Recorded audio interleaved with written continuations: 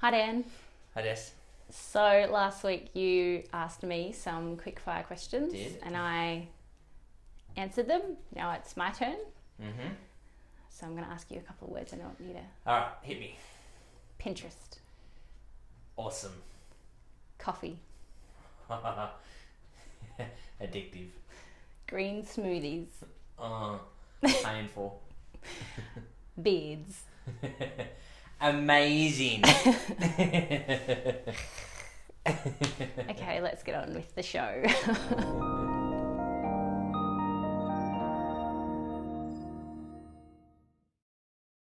Hey folks, Dan and Jess here from Organic Digital with another big week of social media tips.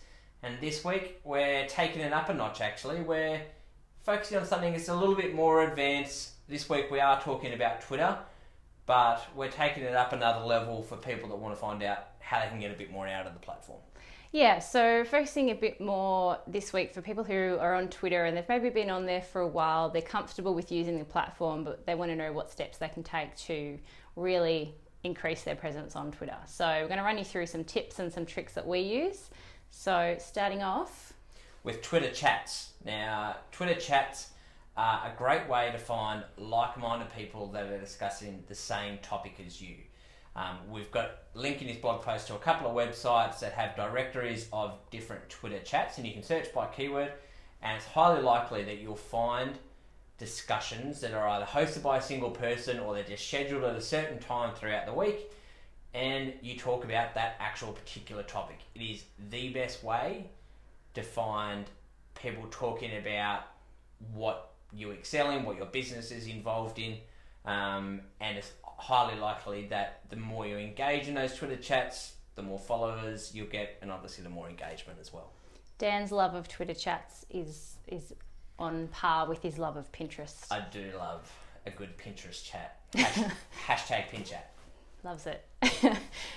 Next tip we have is Twitter lists. Now, these are really big when Twitter first launched, and they sort of got lost a little bit along the way, but I feel like they're resurging a little bit lately, and it's a really cool way to segment who you want to follow and what conversations and topics you want to be a part of.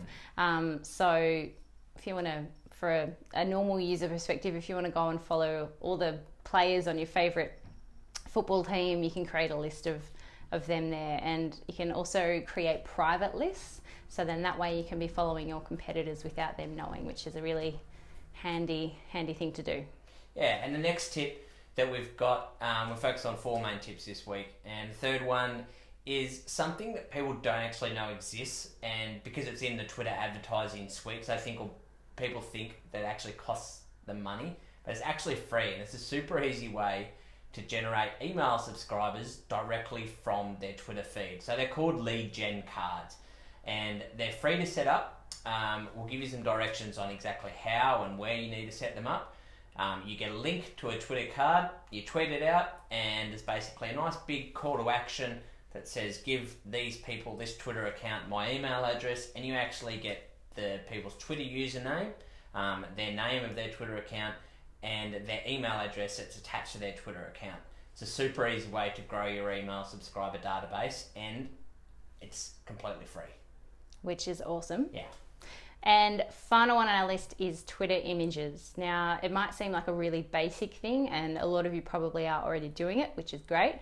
But tweets with images get 5 times more engagement than those without images. So always be looking to see how you can be adding an image to your tweet as well. And it just really makes you stand out a lot more from the crowd. You know, we see so many tweets going through our feed every day. So if you've got a really cool bright image that's going to stand out, that's where you're going to get the attention. Yeah.